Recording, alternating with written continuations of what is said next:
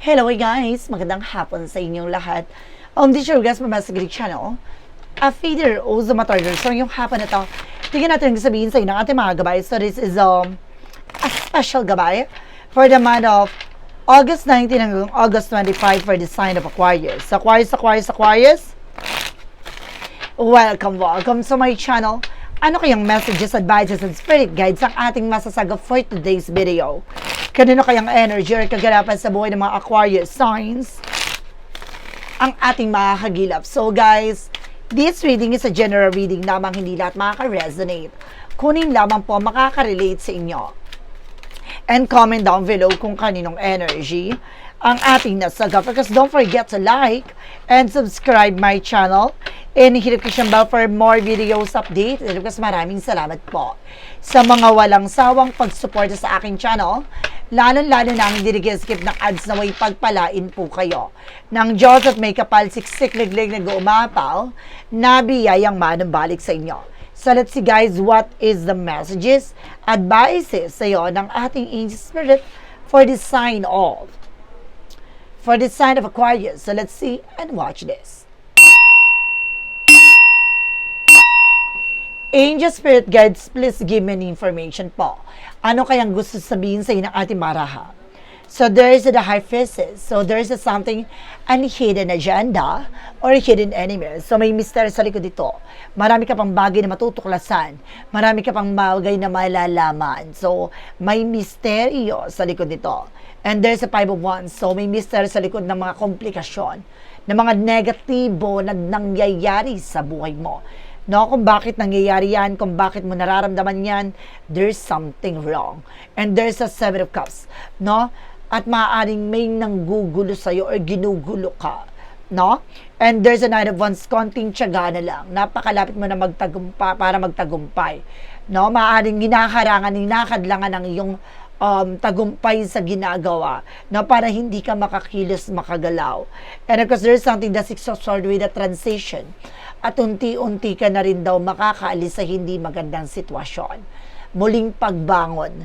And there's a Knight of Swords, there's a success driven. At magtatagumpay ka at bibilis ang eksena na maaaring mapagtagumpayan mo na ito. And there's a High Priestess represented with a Three of Cups. There's a lot of celebration coming in. May mga unexpected situation, unexpected moment. No, kaya kailangan maging aware tayo sa mga taong makakasalamuha natin. Now, there's a Magician for manifestation. May mga bagay na gusto mong matupad pero nangyayari na uudlot with the Five of Wands. So, nagkakaroon siya ng unexpected moment. So, maging aware tayo sa lahat ng mga desisyon, lahat ng bagay na gagawin natin. And because there's something, the Seven of Pentacles with a harvest moment. Aani ka na ng mga pinaghirapan mo, ng mga pinagpaguran mo, makakamtan mo na ito. And there's the Four of Pentacles, basta protectionan mo at pangalagaan mo yung grounds mo, even your territory. Ano man yung bagay na meron ka, pangalagaan mo ito, protectionan mo ito. And there's something, the Knight of Cups, there's an offer. Now, may offer dito with a proposal, promotions, no?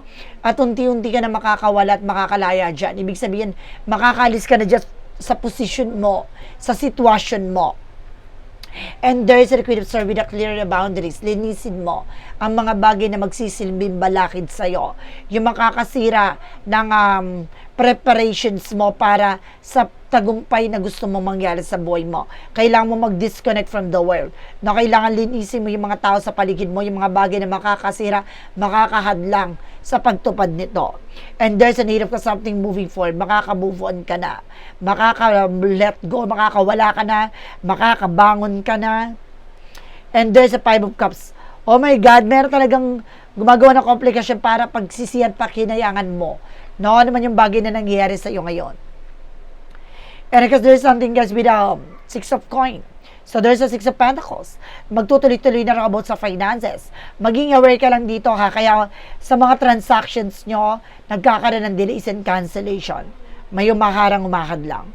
And there's a Devil card. Sabi ko na no, may the Devil energy talaga dito.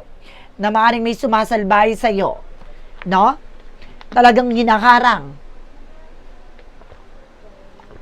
Nilalagyan ka ng mga blockages para hindi ka mag-succeed. And there's a two of wands, piliin mo yung mga taong pagkakatiwalaan mo. May nasense ako dito guys, may nakikita ako na lagi siya nakasubaybay, lagi siya nagmamatsyag sa'yo. And there's an Ace of Cups, no? There's something in new love, new offer coming in. There's a passion, no? Kaya kailangan maging aware tayo sa mga bagay na gagawin natin, no? Dahil hindi lahat ng mga taong pagkakatiwalaan mo, lahat ng mga taong kakusapin mo, ay totoo sila sa iyo. And there's a Knight of Wands for slow and steady. Matuto tayong maging mahinahon, na maging kalmado. And there's a Seven of Wands, something protection. So, ibig sabihin, protection mo yung sarili mo from this eksena, no? Dahil nandun ka na sa pagtupad yung mga pangarap mo, pero may humakad lang. Now, there's a 777 reference with the flow. Ibig sabihin, nadaloy na. No? Mangyayari na. Ano man yung bagay na ninanais mo. Ibig sabihin, matutuldukan mo to. No? So, there is a Four of Swords. Makinig ka sa intuitions mo. Makinig ka sa gut feeling mo. Hindi ka ililigaw nito. Dadaling ka sa mas makatotohanan at magandang pamamaraan. How to cancel or something, or break the spell or something. Parang may mga bagay na kailangan mong babasag, matanggal, maalis, matunaw. No, yung unti-unti ng flow. And there's a Hermit card. See, the answer you need this year. Sabi ko na eh. No? Ito na, matutuldukan, mapupuntuhan mo. No? Talagang malalaman mo ang magiging sagot sa tanong mo. And there's a Ten of Pentacles. Magkakaroon ka ng long-term success and financial security, unexpected financial windfall. And there's a Two of Cups, even sa partnership, na magiging magaang ng pagsasama nyo ng person mo. Kaya pala may misteryo. May tutulatad lang dito. I think this is something a toxic family or toxic friends. Maging aware tayo, ha? Kaya pala pagkakatiwalaan, ibig sabihin connected sa'yo. So, let's see what is additional messages tayo pagdating sa finances and career, love life at kalusugan. Let's watch this. Okay, nandito na tayo for finances and career, guys. For finances and career, let's see. So, there is the Kingman. Oh my God! No, nakakaranas ka talaga ng delays and cancellation sa mga transactions mo. No, and of course, there's a Two of Swords. Kailangan nyo ng desisyon. Now, there's a final decision dito. And there's a Page of Pentacles. Invest wisely. Now, matututo ka na kung paano mag-invest ng finances mo. Matututo ka na how to collaborate with other people. So, ibig sabihin, hindi lahat ng mga taong lumalapit sa'yo ay may magandang intensyon. Some of them tinitingnan at sinusubukan ka. And there's the Queen of Wands by confident. Lakas naman loob mo, lakas naman pakiramdam mo. Maging matapang ka na this time. No, alisin mo yung takot at pag-aalilangan at pangamba mo. And this is the Queen of Pentacles, maging mature at maging practical ka how to manage and control your finances. And this is something the King of Pentacles, maging secure at practical ka sa kung ano ba yung bagay na meron ka. This is something divine feminine, divine masculine. About sa finances, ibig sabihin connected kayo ng person mo. Not sa pag-earn ng pera. Now, pagdating sa love life, there is something the judgment, paalala sa'yo. This is a wake-up call for you. And there's a Page of Swords, being curiosity, get more information, getting to know each other. Na kapag bagong person to, bagong taong papapasukin mo sa buhay mo, kilalanin mo ng gusto. Kung matagal na siya, talagang asawa mo na siya, ibig sabihin dito, marami ka pang bagay na dapat matuklasan sa inyong relasyon. Now, there's a Seven of Swords with the sneakiness. Now, there's a cheating line on you. Maaaring nagsinungaling to, nagbetray to sa'yo, or maaaring meron taong kumukuha ng information sa inyong dalawa. Now, there's a nervous card, so something revert. Or there's a third wheel with the third parties. Na may involved dito with the other women. And there's the King of Wands, something ambition. Unti-unti mo na makikita at masisilayan. Mari nakakapanaginip ka ng kung ano-ano. And there's an Ace of Wands for new ideas, a new project, new opportunities, new project, new plans. Pagdating sa kalusugan, there's a Knight of Cups, there's a wish fulfillment. Gaganda ng pakiramdam mo, gagaling na ang iyong karamdaman. And there's an Eight of Wands. So, magkakaroon ng mga komunikasyon, travel. Kailangan mo na unwind, guys, no, para ma-refresh ang utak mo. And there's a Four of Wands for homecoming, family gathering. Some of you, baka magbabakasyon ka, uuwi ka sa inyo para ma-relax, no? And there's a Knight of Pentacles, maging practical ka sa pagmamanage ng pera. No? Maging mature ka para hindi ka na-stress. No? There's a justice will be served. Pagdating sa kalusugan mo, magiging balanse at magiging maganda na ang pakiramdam mo.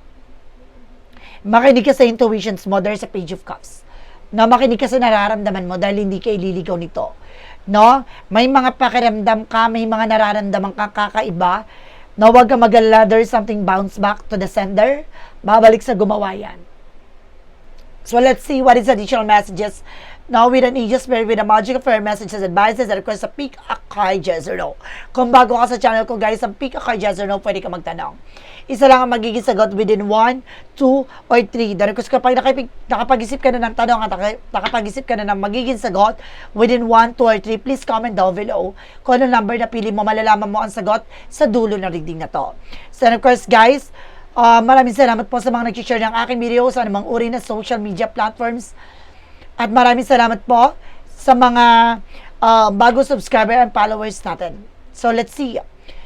Alamin na natin with the magical fairy messages advices. So let's watch this. Okay, let's see what is the magical fairy messages advices.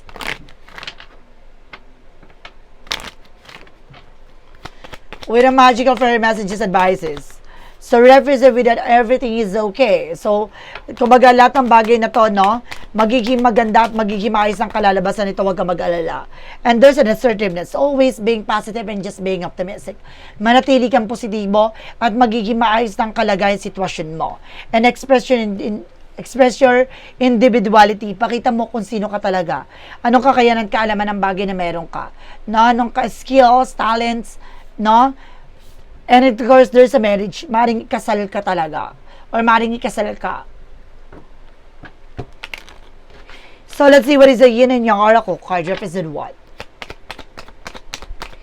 For yin and yang oracle card represent with the stability and flow, dadaloy na. No, magandang kapalaran sa'yo. At magdadala ng stabilidad. And you are dealing with the ease of water. Pisces, Cancer, Scorpio. And of course, there's a masculine energy. Maring yung person mo is very masculine or maring ikaw ay masculine. Na mataas ang iyong masculine energies. Now, there's an empathy with a breakthrough. Diba? Magtatagumpay ka. For us, synchronicities represent what? Roots.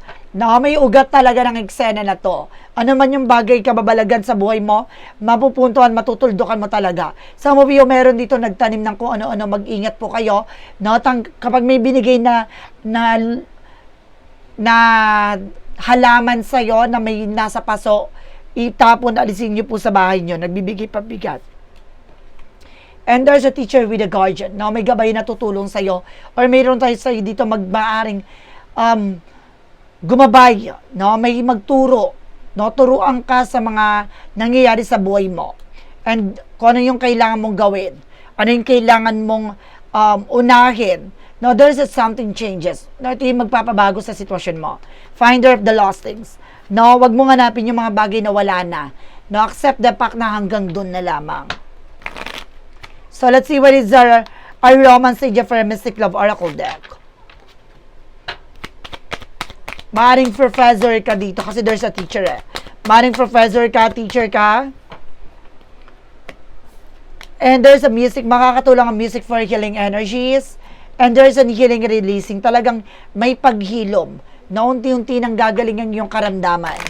What is Archangel Michael messages? Sense of humor. So, kailangan always being positive and just being optimistic. Dito mo yung both side of situation or lighter side of situations. And positive thought kayo to positive results. I told you, manatili kang positibo, no, at magiging positibo ang kalalabasan nito. What is the Jesus loving quote said? And to you, it's given to know the mystery of kingdom of God. So see, pagdating sa iyo, ibibigay at babahagi sa iyo ang misteryo sa likod nito. Ibig sabihin, may mga pangyayari sa buhay mo na hindi mo nauunawaan, pero mayroon balang ibig sabihin sa likod nyon. So kailangan may matututunan at may bagay na dapat ka malaman at kailangan mong matuklasan. Kaya there's a mystery. So let's see what is an angel's number. 0909, a new beginning. Magkakaroon ka ng bagong simula. look out of an opportunity that might be game changer. You are completing something major. It feels good to level up. Close the whole chapter and new adventure will unreveal. So see, pakawalan mo na ang mga nakaraang kabiguan, mga nakaraang eksena. So this is something a new beginning coming in for you. Now this is a great chance for you. Now paano makapagsimulang muli? What is the Money Move Oracle deck? With a Money Move Oracle deck, there's a celebration. No? Plan for joyful future. See? Kumbaga magkakaroon ng mga celebration dito, alisin mo yung mga bagay na alam mo walang katuturan. No? Pwede kang mag-celebrate dito, pero kailangan alisin mo yung alam mong luho. No? Maraming mga celebration magaganap in other aspects. No? So let's see what lies beneath with the future.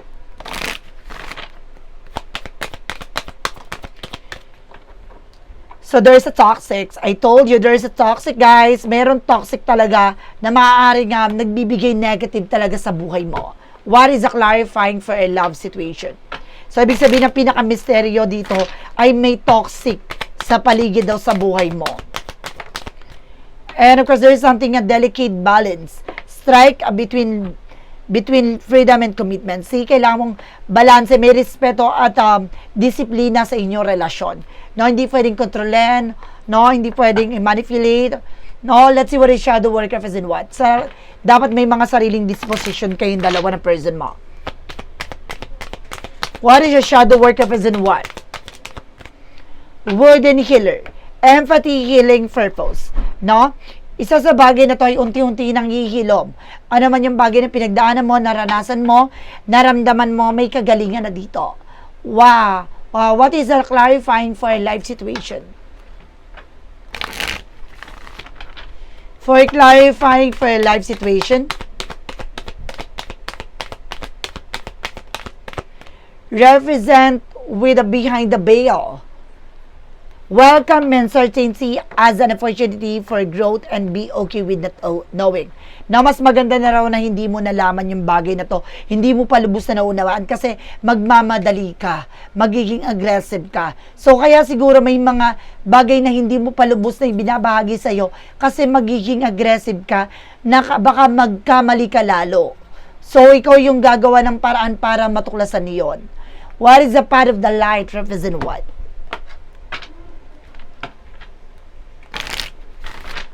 What is a part of the light? Reality. I am loyal to myself and others, removing the mask I've worn and letting go of illusions with confidence in myself. I show my true strength. I no longer need to hide. I replace shame with an empowering force, love, and truth. No, binibigay talaga dito ang sa totoong realidad ng buhay. Kung ano ba talaga yung tunay na mararanas at mararamdaman mo. At ang tunay na solusyon dito. So, let's see what is a pick a card, yes or no. Alamin natin magiging sagot sa tanong mo. So, let's watch this. Okay, guys. Nandito tayo with a pick a card, yes or no. Alamin natin magiging sagot sa tanong mo. So, let's see. Let's start with the number 1. Kung sino yung nakapili na number 1 na ito na yon. There is a yes. Hot opportunities, fire up, burning desire, fulfill. Naglalagablab na oportunidad ang paparating para sa'yo. And yes, magtatagumpay ka. Number 2. There is a yes again. Find fertile ground, study growth, fruitful. So, humanap ka na isang lugar kung saan ka lalago. Umalis ka sa bagay o lugar o negatibong mundo. So, ibig sabihin, nasa paligid mo ay toxic. No? At negative. Number 3, there is a yes again. Open the suggestion, front, and center study. No, kailangan natin tumanggap tayo ng mga information, advices, and messages with other people na makakatulong sa atin no, sa pagunlad natin at tanggapin mo yung magagandang mensahe lamang. No, huwag mong sundin yung mga negatibo. At sinasabi siya dito na dadaling ka sa mas maganda at magandang kalalagyan mo. So guys, this is a special gabay for the month of August 19 hanggang August 25 for the sign off. Aquarius, maraming salamat po for this wonderful reading. So once again, this reading is a general reading lamang, hindi lahat makaka-resonate. Kunin lamang po makaka-relate sa inyo and comment down below kung kaninong energy ang ating nasagot. And of course, don't forget to like and subscribe my channel and hit notification bell for more videos update. Kasi maraming salamat po sa mga walang sawang pagsuporta sa aking channel, lalo-lalo na ang skip ng ads na way pagpalain po kayo ng Diyos at may kapal siksik-liglig na guumapaw na biyayang manumbalik sa inyo. At maraming salamat po and see you the next video. Bye-bye and babush!